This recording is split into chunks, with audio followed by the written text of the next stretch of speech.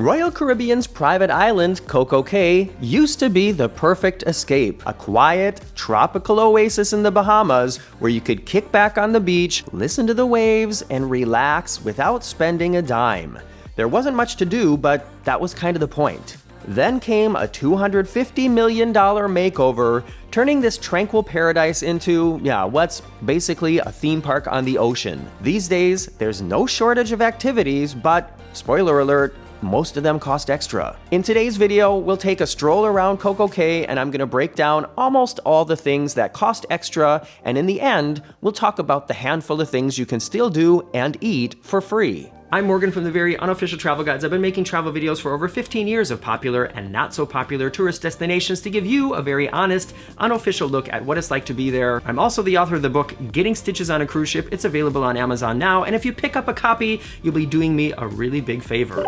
All right, we're gonna take a look at these things priced from low to unbelievably high, and I would like to remind you that these prices change depending on the cruise ship and the dates. So this is just to give you a general idea based on my cruise on the Utopia of the Seas in August of 2024. Starting with one of the least expensive extra charges on the island, that's gonna be a floating beach mat. These squishy blue carpets were going for $13.99 for a full day's use. Snorkeling equipment on our cruise was going for $32.99, and if you like snorkeling, Coco Cay is a good place to do it. Here's something I wanted to show you. In my original Coco Cay video from 2011, snorkeling equipment was $29, so this is actually not much of a price hike. Kayaks were going for $35.99, and I wanted to point out that they also were offering a kayak and snorkeling package for $58.99, and honestly, that's kind of a good deal for something to do all day if you really like being in the water. I recommend this kayak and snorkel package. If you want to get away from all the happy and perhaps screaming kids, there is an adults-only beach club called Hideaway Beach.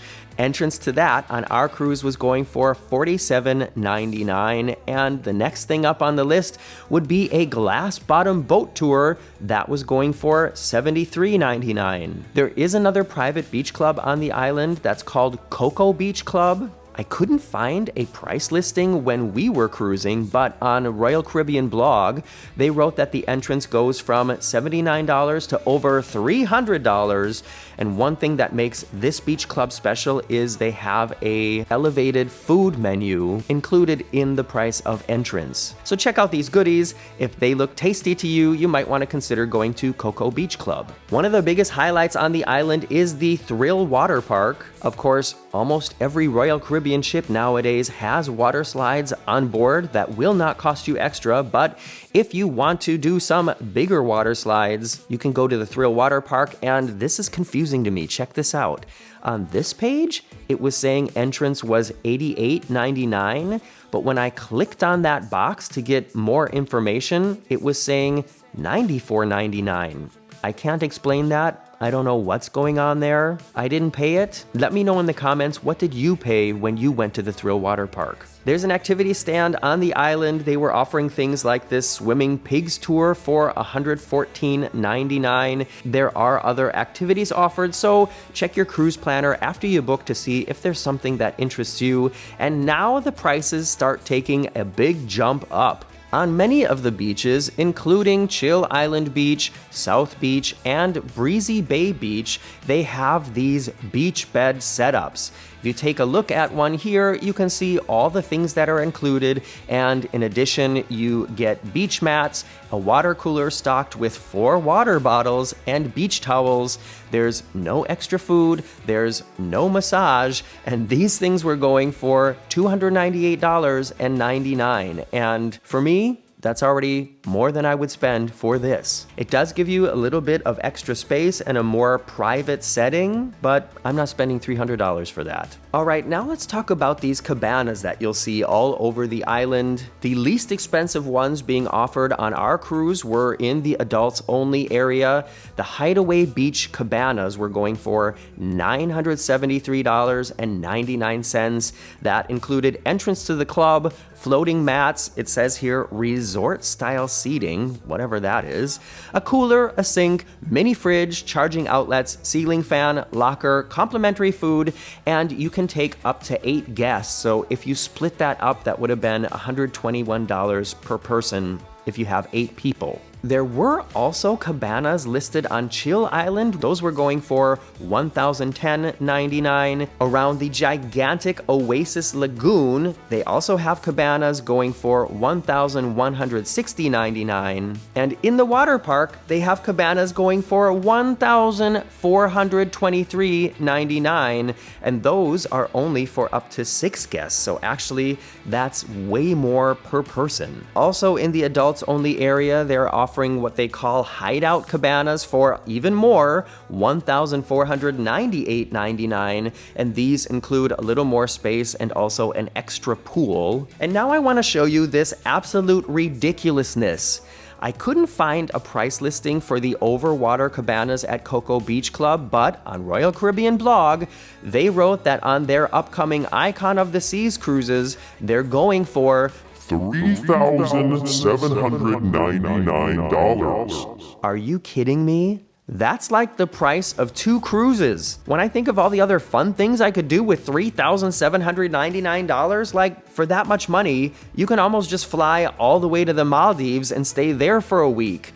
You could go to a local spa and get like 1 massage a week for 8 months in a row. Let me tell you something, even after a miracle happens and YouTube decides to pay me $1 for every view I've produced, I'm still not paying $3,799 for a cabana on Coco Cay. How can this price be justified? Please let me know in the comments. Okay, rant over. Now let's talk about what's free. General beach access is still free, and that's for all of this area over here, and then this area back here as well. It's only for the Coco Beach Club and back here at the Adults Only Hideaway that you would have to pay extra for entry. Any beach chair that's just sitting on those beaches with a normal umbrella is no extra charge.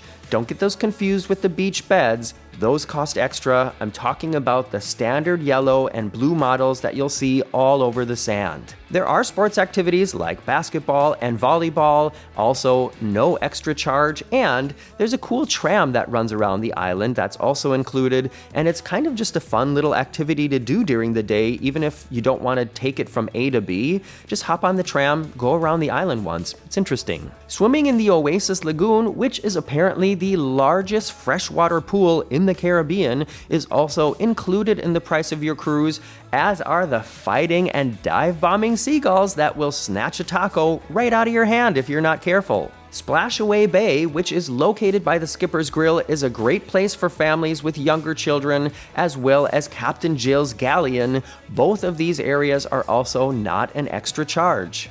As far as the food goes, this is a great improvement over the old way it used to be.